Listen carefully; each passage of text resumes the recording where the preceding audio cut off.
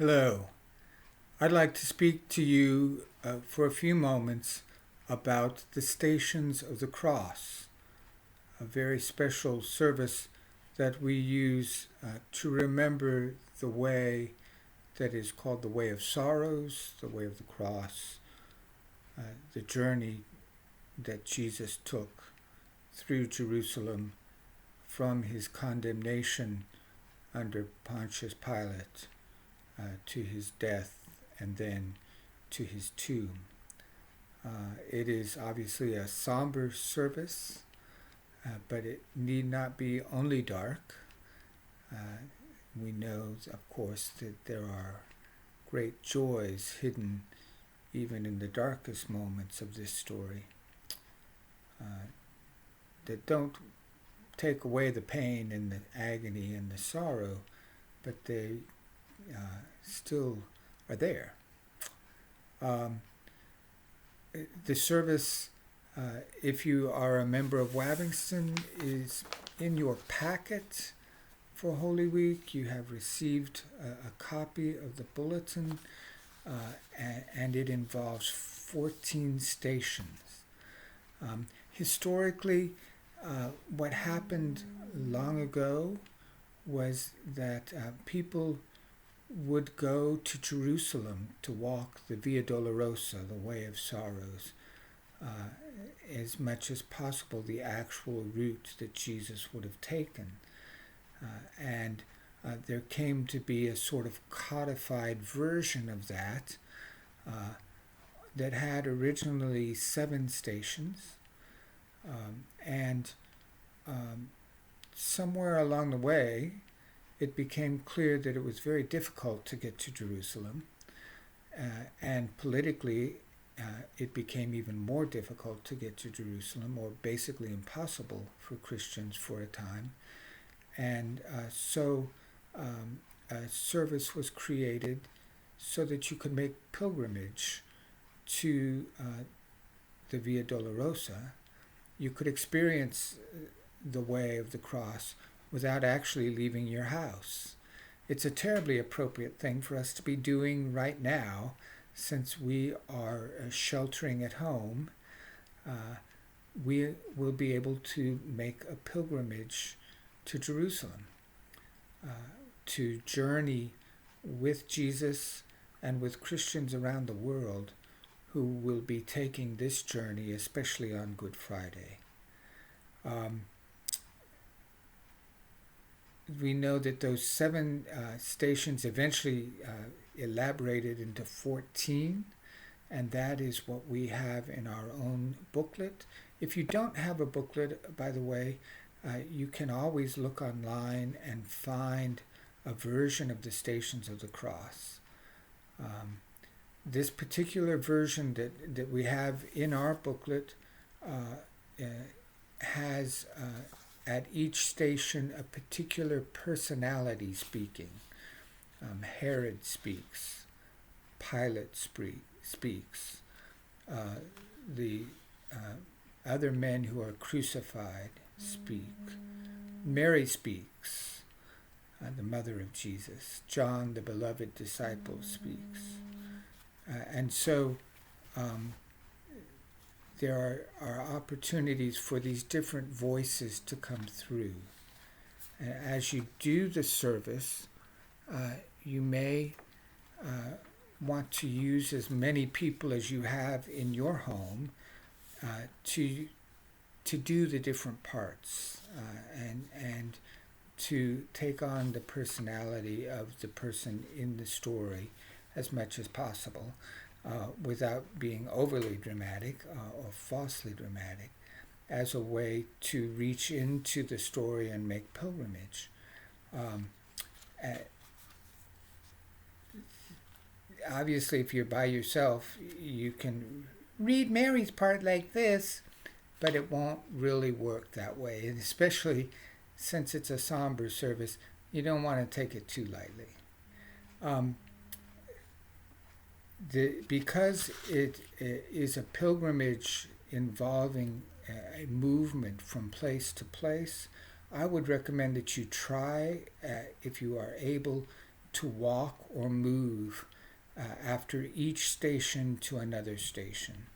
There is in the service a ritual saying of a piece that is called the Trisagion. Holy God, holy and mighty, holy immortal one, have mercy upon us.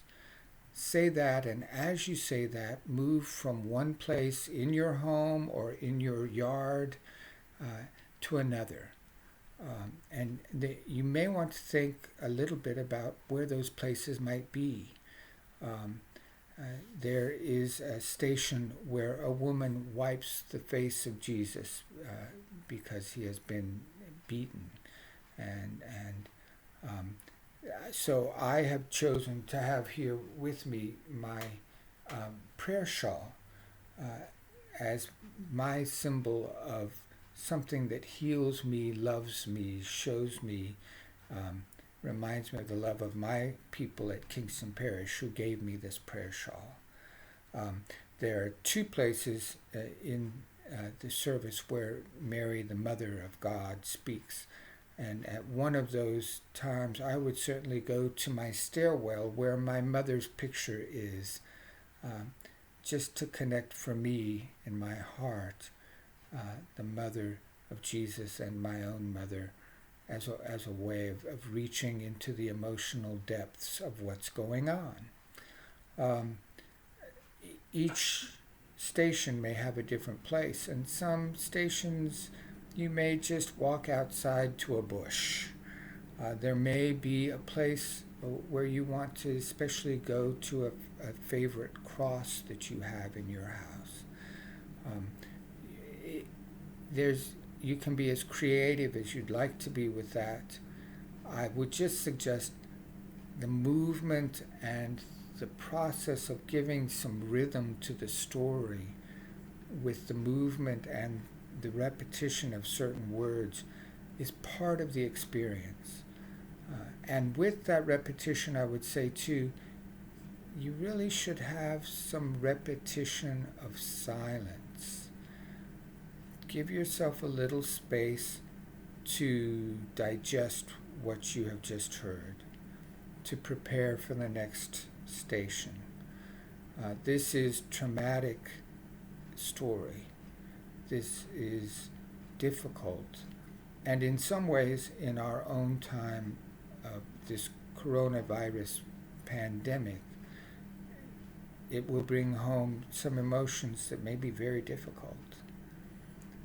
Make space for that, honor that, and care for each other.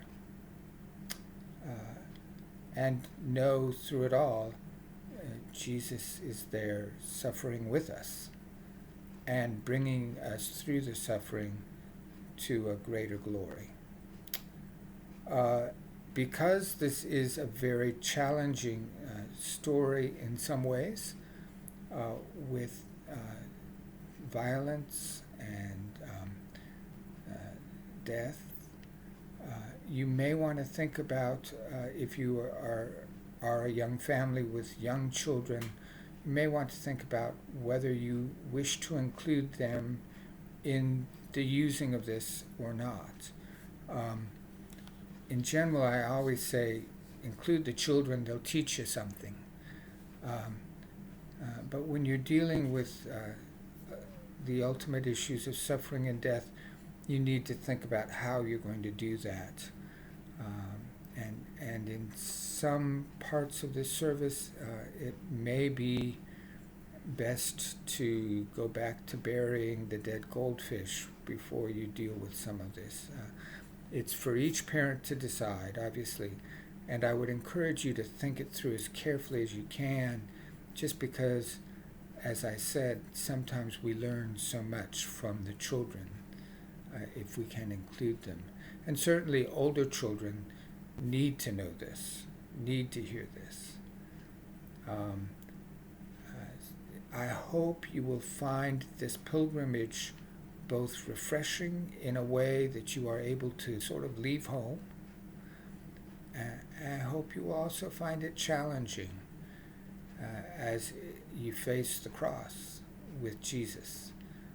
And then I hope that ultimately it will be a doorway that helps you to find your way to Easter and resurrection and the great joy of a God who loves us so much that life for us goes on, never ends. God bless you.